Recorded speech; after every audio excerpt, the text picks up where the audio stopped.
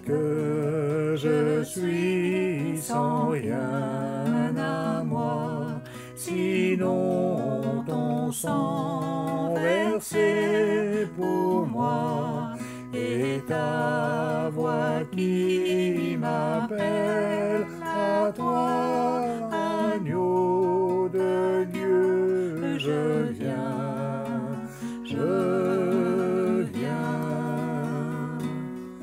tel que je suis bien vacillant, en proie au doute à chaque instant, plutôt dehors, crainte dedans, agneau de Dieu, je viens,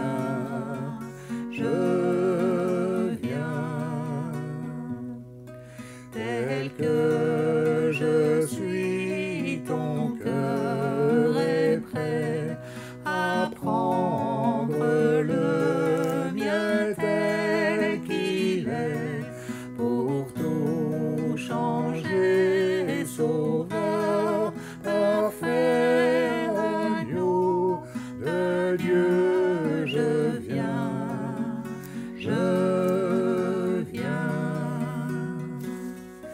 tel que je suis, ton grand amour, à tout pardonner sans retour, je veux être à toi dès ce jour, agneau de Dieu, je viens.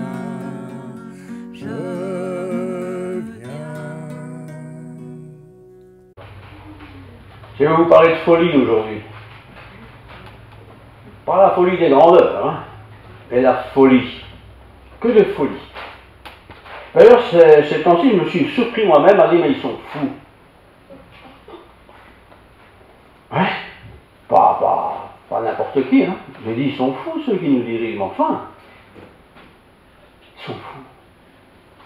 Et je me suis dit, mais toi t'es fou aussi. Tu crois en Dieu? Mais regarde un peu. Tu dis que Dieu peut tout, tu le prêches souvent, mais regarde un peu. Que de morts. Que de morts. Que de personnes atteintes par cette maladie, ce virus, quoi. Et c'est dans le monde entier. Que de folie. Et Dieu dans tout ça. Où est-il? Est-il au courant seulement de ce qui se passe? De folie. J'aimerais voir avec vous ce matin 3 folies qui sont dans la Bible. Parce que la Bible parle de folie, en effet. Je vais vous lire quelques textes, et j'aimerais introduire ce sujet de la folie par une lecture d'un jeune homme, Marc, l'apôtre Marc, le disciple Marc, qui écrit au chapitre 1, versets 2 à 8, ceci. Évangile selon ce qui est écrit dans Ésaïe le prophète. Donc il cite le prophète Ésaïe, et en disant, voici, c'est la citation, j'envoie devant toi mon messager qui préparera ton chemin. C'est la voix, VOX, de celui qui crie dans le désert, qui crie dans le désert. Je parle de folie aujourd'hui, hein? Crier dans le désert. Hein? Préparez le chemin du Seigneur, aplanissez ses sentiers. Jean parut, baptisant dans le désert. On baptise dans le désert. Folie. Et prêchant le baptême de repentance. Folie. Pour le pardon des péchés. Folie. Tout le pays de Judée et tous les habitants de Jérusalem se rendaient auprès de lui, et, confessant leurs péchés, ils se faisaient baptiser par lui dans les eaux du Jourdain. Jean avait un vêtement de poil de chameau, folie, et une ceinture de cuir autour des reins. Il se nourrissait de sauterelles et de miel sauvage, folie. Il prêchait disant, folie, il vient après moi celui qui est plus puissant que moi, et je ne suis pas digne de délier en me baissant la courroie de ses souliers. Moi, je vous ai baptisé d'eau, lui, il vous baptisera du Saint-Esprit. Folie. Il y a des choses un peu folles quand on lit ce texte. On se dit, mais c'est quoi tout ça? Est-ce que c'est ça que les gens attendent? Les gens de cette époque, comme les gens d'aujourd'hui, qu'est-ce qu'ils attendent aujourd'hui, les gens? Ils n'attendent certainement pas que nous parlons de Dieu. Parce que si Dieu existe, jamais ça ne pourrait arriver ce qui nous arrive. Les gens ne croient plus en Dieu. Beaucoup ne croient plus en Dieu. Beaucoup, peut-être aussi, c'est vrai, discrètement sans doute, aimeraient bien croire, mais qui leur parle? Les églises sont fermées. Et quand elles sont ouvertes, il n'y a pas grand monde. Les autorités nous ferment les églises. Vous avez entendu en France la folie. Des gens qui tuent, comme ça, dans les églises. Et j'ai encore lu un autre article ce matin. C'est un autre pays. Folie. Pourtant, tous ces gens qui sont dans ce temple, dans ces églises, ce sont des hommes de Dieu, des femmes de Dieu, des gens qui servent Dieu, des bonnes gens, quoi. Folie. Folie. 3 folies que j'aimerais partager avec vous. D'abord, la folie de l'évangile, dit la Bible. L'évangile, c'est une folie. L'évangile, c'est bonne nouvelle. La folie de la croix. La folie de la croix. Deuxième folie. Et troisième folie, la folie de l'humiliation. C'est fou de parler comme cela dans un dimanche où on est quand même dans la détresse. C'est un jour spécial, c'est la fête des morts, c'est la fête où la tradition catholique veut qu'on se souvienne des morts. Certains prient les morts d'ailleurs, ce que la Bible interdit, mais certains le font. Certains ont l'espérance que, voilà, folie. Alors, je me suis dit, mais dans le fond, la folie de l'Évangile, d'abord, qui a écrit cette phrase? La folie de l'Évangile, vous le savez? C'est Paul. Et Paul, c'est un crack, lui. Et il prêche quelque chose qu'il considère comme une folie. La folie de l'Évangile. L'Évangile, c'est pas lui qui l'a inventé, c'est la bonne nouvelle que Christ est venu dans ce monde pour sauver les perdus. Ça, c'est l'Évangile. Et Paul dit que c'est une folie, cet Évangile. Et je vous lis l'extrait où ça se trouve dans 1 Corinthiens, chapitre 1er. Et je vous invite à être attentif parce que dans le fond, avec tout ce que vous allez entendre, vous allez pouvoir dire, moi je peux dire ça à ceux que je connais et qui se posent des questions. Donc c'est 1 Corinthiens, chapitre 1er, tout à fait au début, les versets 18 à 25. 1 Corinthiens 1, 18 à 25. La prédication de la croix. La prédication de la croix est une folie pour qui? Pour ceux qui périssent, pour ceux qui meurent. Ceux qui meurent, la prédication de la croix, c'est une folie. Mais pour nous qui sommes sauvés, elle est une puissance de Dieu. Retenez bien. La croix est pour ceux qui périssent une folie, le zinzin. Mais pour nous, les chrétiens, il s'adresse à des chrétiens, à une communauté, c'est une puissance de Dieu. Tout le monde cherche la puissance. La vraie puissance, frères et sœurs, c'est la folie de la croix.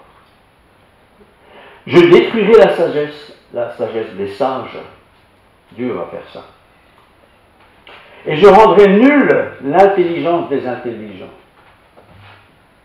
Nous sommes tous témoins de tous ces chercheurs, ces savants, ces gens qui pensent et qui essaient d'expliquer, de trouver une solution aux problèmes qui nous occupent aujourd'hui.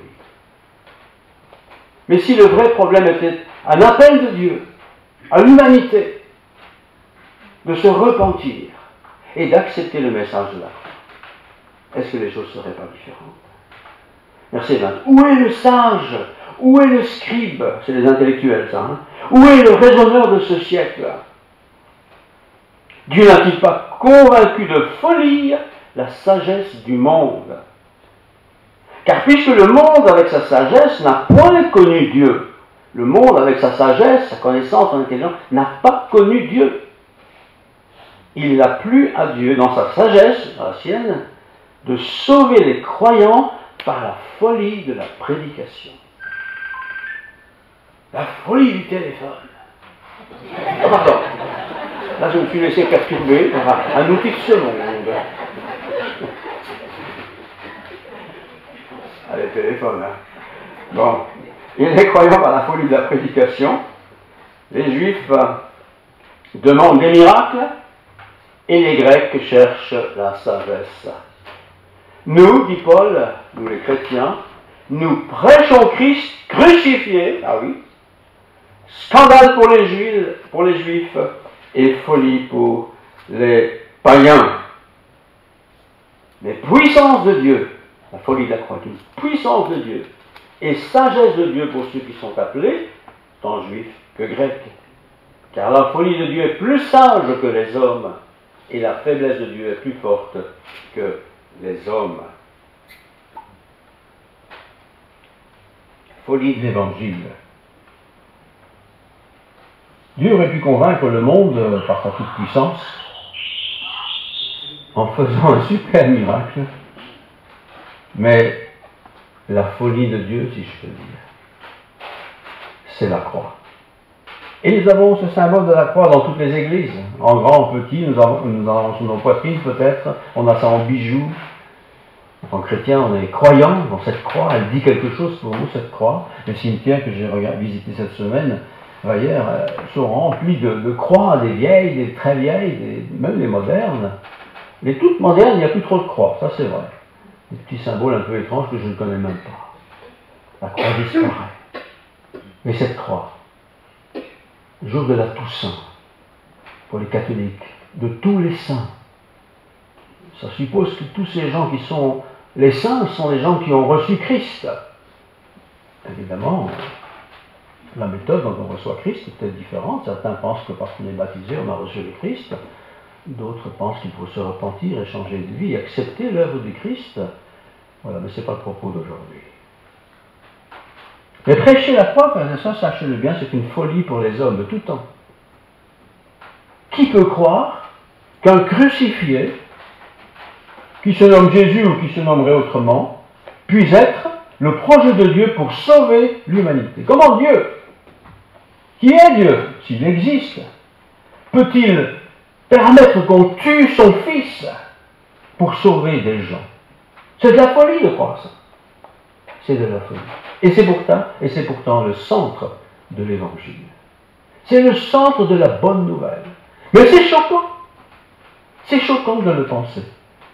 Que ce Christ sur la croix serait Dieu incarné dans cette personne qui s'appelle Jésus. Et cette personne aurait subi ce qu'il a subi pour sauver toute l'humanité dont je suis un des membres. C'est de la folie. Et nous ne devons pas être étonnés que des gens nous disent « Mais vous êtes un peu zinzin, vous. Non mais franchement, vous croyez des trucs pareils ?» Les Grecs cherchent la sagesse. Ah, les Grecs. À l'époque, il y en avait. Les sages, les maîtres. On venait les écouter de partout. Ils avaient la sagesse. Mais une sagesse qui ne sauve pas l'homme, l'humain, de son état de péché. C'est de la folie que de croire cela.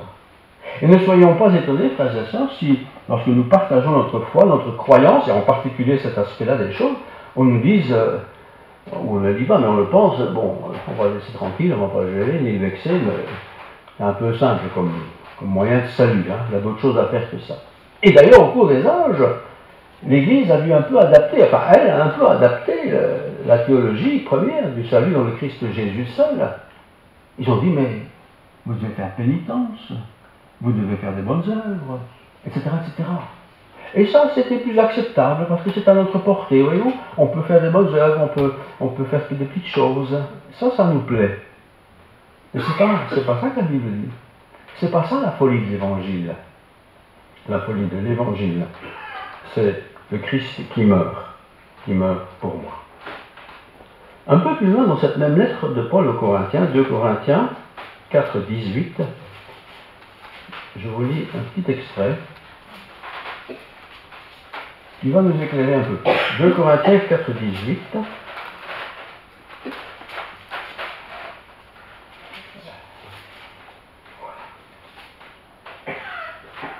Car nos légères afflictions, verset 17, nos légères afflictions du moment, présent, produisent pour nous, au-delà de toute mesure, un poids éternel de gloire, parce que nous regardons non point aux choses visibles, mais à celles qui sont invisibles. Car les choses visibles sont passagères et les visibles sont éternelles. Autre folie. Paul a l'air de dire qu'il faut regarder aux choses invisibles. Mais c'est de la folie. Puisqu'elles sont invisibles, comment voulez-vous qu'on regarde une chose invisible? Et c'est ainsi que, très facilement, dès le début du christianisme, les chrétiens, qui avaient compris l'évangile, en tout cas dans le premier élan, ont commencé à regarder des choses visibles, posséder des choses visibles, des symboles de choses visibles. La génération d'aujourd'hui connaît un peu moins ces choses visibles puisqu'elle n'est plus croyante. Mais la génération de mon âge et plus ancien, leurs maisons sont remplies de choses visibles, des choses qui rappellent, qui pensent rappeler l'éternité, la gloire de Dieu, la bonté de Dieu, la beauté de Dieu. Les œuvres aussi sont parfois utilisées comme moyen de salut. J'ai fait quelque chose, donc j'ai un petit mérite, quoi. Et si ça marche, eh bien, il faudra que Dieu compte de ce que j'ai fait. Ce que j'ai fait. Mais c'est de la folie d'imaginer que ce que tu peux faire va quelque part compenser ce sacrifice de Dieu incarné dans la personne de Jésus. C'est folie que de croire cela. Et les gens pensent parfois qu'ils méritent leur salut. Ils ont tellement souffert. Il y a des gens qui ont beaucoup souffert, hein, ça c'est vrai. Il y a des gens qui ont beaucoup souffert. Les familles qui perdent quelqu'un en ce moment et qui sont croyants se disent ben, qu'est-ce que j'ai donc fait au bon Dieu pour que ça nous arrive? On n'a pas fait mieux que les autres, ni pire, mais pourquoi? C'est de la folie. Est-ce que Dieu ne tient plus compte de mes efforts que j'ai faits depuis si longtemps? Folie. Est-ce vraiment insensé que de déclarer que je crois dans un lieu invisible mais présent? Est-ce vraiment si insensé que ça, de dire que je crois en Dieu, qui me connaît, qui prend soin de moi, qui connaît le départ de la vie, de ma vie et la fin de ma vie? Est-ce que c'est si insensé que ça? Est-ce que c'est si stupide? Est-ce que c'est si stupide de dire que quand je prie, Dieu n'entend rien du tout parce qu'il n'existe pas? Est-ce que c'est stupide? Est-ce que c'est folie? Est-ce que c'est pas folie? Est-ce que quand je suis désespéré, comme beaucoup le sont, et que je crie à Dieu, Dieu, fais quelque chose, c'est folie pour beaucoup sans doute, mais sagesse pour ceux qui croient dans le Seigneur. La folie de la croix. Est-ce que nous sommes honteux des croix? Je suis étonné que le gouvernement ait encore pris la mesure qu'il vient de prendre, parce que suite à la au premier confinement, il y a eu beaucoup de discussions en disant que vous avez exagéré concernant les choses de la foi des gens. Vous vous introduisez dans ce qui est le plus profond chez les croyants. Ici, ils ont changé de formule, vous avez remarqué, je vous le dis encore une fois. J'ai dû le dire beaucoup de fois avant de comprendre, hein. Je ne sais même pas si j'ai compris. Les lieux de prière. Bon, qu'est-ce qu'un lieu de prière? Reste ouvert. Mais il y a des lieux de prière qui n'ont pas de porte, hein. Sur la route de Neuchâtel, il y a une espèce de petite caverne, là. Il y a toujours des bougies allumées, là. Toujours. Il y a des gens qui vont prier, là. Hein. Ils restent ouverts, vous pouvez toujours y aller, là. Mais aucun service religieux. Qu'est-ce que ça veut dire? Oui, on devine que c'est pas faire de messe ou de culte. Il faut le deviner quand même. Hein. Ouais. Maximum 4 personnes. Donc une famille avec 2 enfants, c'est le maximum. Pas plus. Moyennant port du masque et respect des distances. Vous imaginez que dans l'église, une grande église, à 4 personnes maximum, un là-bas, vous pouvez prier comme vous voulez, mais c'est tout. C'est quoi? C'est fou ça. Heureusement que le Seigneur nous a dit si 2 ou 3 sont rassemblés en son nom, je suis au milieu. C'est bien, ils n'ont pas connu ce verset-là sans doute, c'est pour ça qu'ils ont mis 4. Ouf! J'espère que personne ne m'entend, qu'il le dit pour la prochaine fois. Hey. Folie. Folie que d'écouter des gens qui s'occupent des choses de Dieu qu'ils ne connaissent pas. Folie. Et la folie de la croix, ça c'est le pire, je trouve. C'est le pire parce que on se demande pourquoi Dieu, qui est bon par nature, qui est généreux, n'a-t-il pas trouvé une autre solution pour sauver les hommes pécheurs que je suis, que nous sommes? Dieu qui sait tout, Dieu qui peut tout, Dieu qui a tout pouvoir. Pourquoi a-t-il pris son Fils, l'incarnation de Dieu, l'a-t-il fait venir sur terre d'une manière miraculeuse que nous connaissons bien, pour l'amener à 33 ans à être crucifié avec tout ce qui précède cette crucifixion. Est-ce que c'est pas un peu fou pour un père d'organiser de telles situations? Qui parmi nous projette un rêve un peu semblant à celui-là, mon fils il va payer pour tous les autres? Personne d'humain normal dans sa tête va faire une chose pareille. Pourtant Dieu l'a décidé depuis toujours. Et il l'a décidé depuis toujours parce qu'il savait très bien qu'en mettant l'homme créé à son image sur la terre, il savait très bien que cet homme s'éloignerait de lui. C'est pas Dieu qui l'a provoqué ou conditionné pour qu'il s'éloigne de lui. Mais il lui a donné la liberté de choisir. Choisis aujourd'hui qui tu veux suivre. Choisis le bien, tu vivras. C'est le message qui est annoncé pour tous les hommes. Mais Dieu savait que l'homme choisirait le mal. Et il a été créé libre. Alors on pourrait se dire, mais Dieu qui sait tout d'avance, pourquoi est-ce qu'il a conditionné l'homme, n'aurait pas pu faire quelque chose qu'il ne puisse pas choisir le mal? Mais non, il fallait qu'il soit parfaitement libre. Et nous sommes tous libres de choisir le bien ou le mal. Choisis le bien, tu vivras. Mais l'homme choisit le mal. C'est-à-dire la vie sans Dieu, sans le commandement de Dieu, sans les ordres de Dieu, sans la croix surtout. Alors on pourrait se dire, deuxième point, comment Dieu, qui est Dieu, a-t-il pu créer l'homme, l'humain, le faire progresser comme nous le connaissons aujourd'hui, et en même temps pas trouver une solution, un système de sauvetage autre que son Fils crucifié? Dieu qui sait tout, il aurait pu trouver une autre solution, je ne sais pas, faire pénitence, payer de sa vie, ou je ne sais pas quoi. Non, il choisit son Fils, qui lui était sans péché. Il est venu sur terre comme nous. Il n'a pas été conditionné avec des piqûres pour ne pas pécher. Il pensait. Il a été tenté comme nous en toutes choses. Toutes choses. Et il fallait qu'il en soit ainsi. Il fallait qu'un innocent paye pour nous. C'est une folie que de prêcher ça. Si celui à qui on dit cela n'est pas saisi par l'Esprit de Dieu, il ne peut pas comprendre ça. Ça nous dépasse. Ça le dépasse. Et pourtant, ça c'est le message central de l'Évangile. Et mettre de côté ce centre de l'Évangile, c'est mettre de côté la parole de Dieu. Parce que si on ne croit pas cela, si on ne s'approprie pas cette œuvre du Christ, nous ne serons pas sauvés, nous sommes perdus, éternellement perdus, loin de Dieu, dans les souffrances éternelles, comme vous le savez.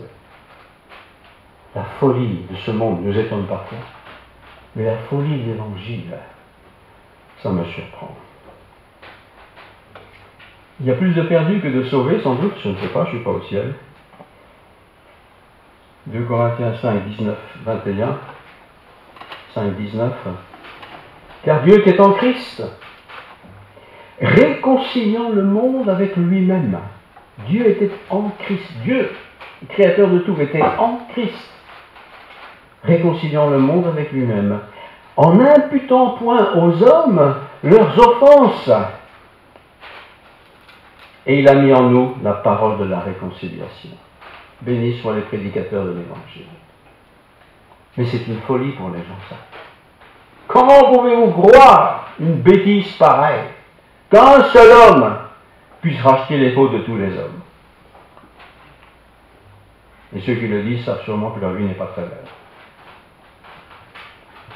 La troisième folie, c'est la folie de l'humiliation. L'humiliation, c'est celle qu'a connue le Seigneur. Être crucifié, c'était la pire façon de faire de l'époque. C'était humiliant, vous étiez là pendu sur une croix, à peine vêtu. On se foutait de vous, on se crachait dessus, c'était le mauvais des mauvais.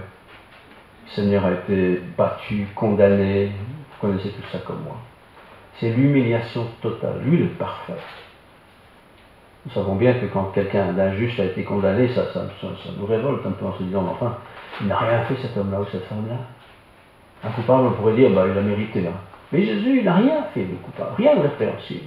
Toute sa vie était un message d'amour, d'amour pour les autres. Je vous lis encore 1 Corinthiens 1, 26, 29.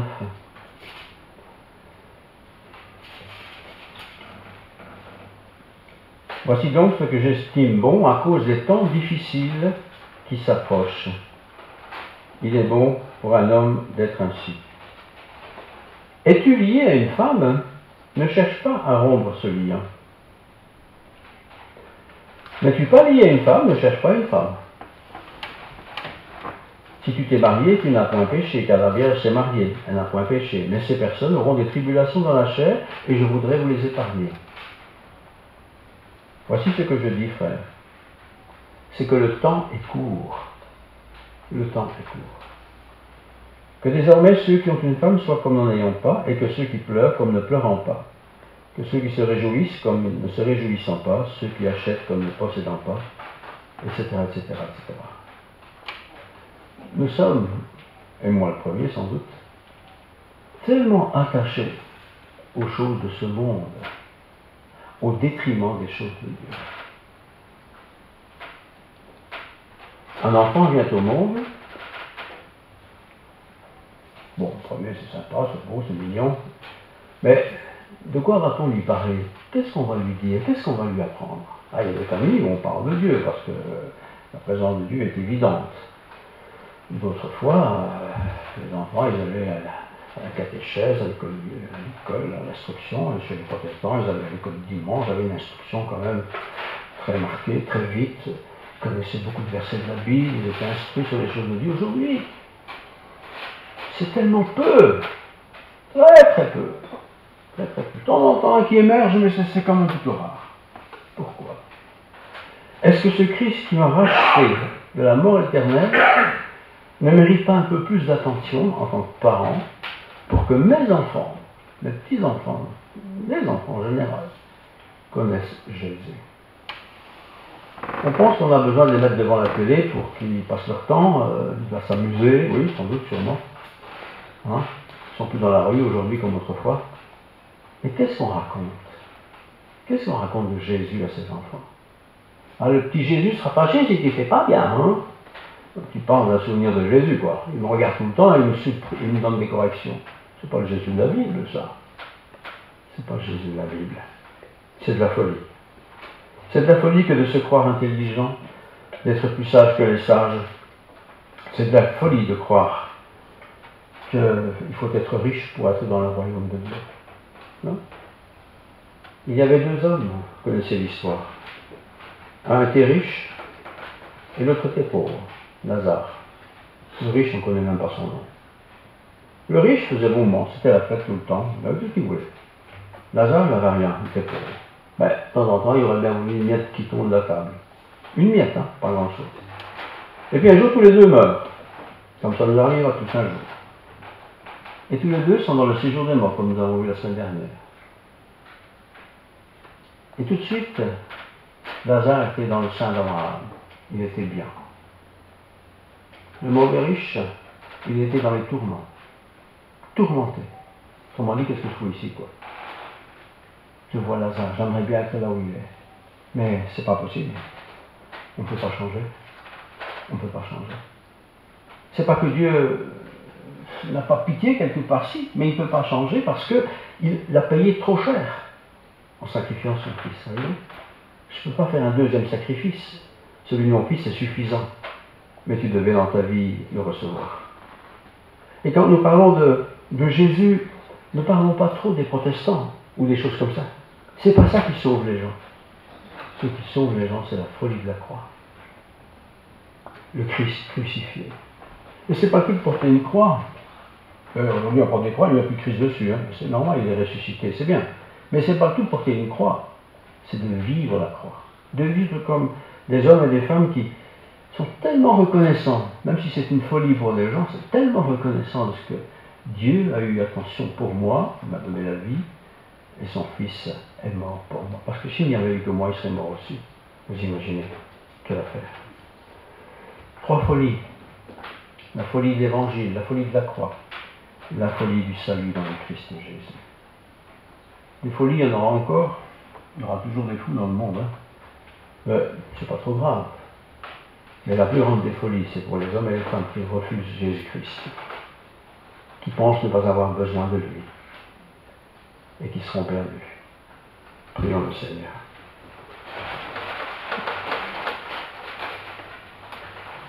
La prière que j'aimerais vous faire, c'est celle que Josué a faite en son temps.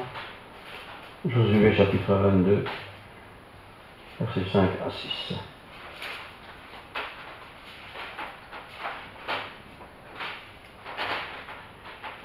Ayez soin seulement d'observer et de mettre en pratique les ordonnances et les lois que je vous ai prescrites. Moïse, serviteur de l'Éternel. Et voilà ce qu'il a prescrit. Aimez l'Éternel, votre Dieu. Marchez dans toutes ses voies. Gardez ses commandements. Attachez-vous à lui et servez-le de tout votre cœur et de toute votre âme. Et Josué les bénit et les renvoya. Et ils s'en allèrent vers leur tente. Bénissez l'Éternel. Amen.